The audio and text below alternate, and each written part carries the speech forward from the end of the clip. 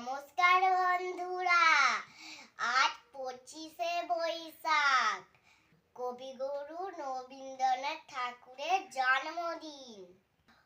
তাই আমি কবিগুরুকে প্রণাম ও শ্রদ্ধা জানিয়ে একটা গান শোনাচ্ছি। সব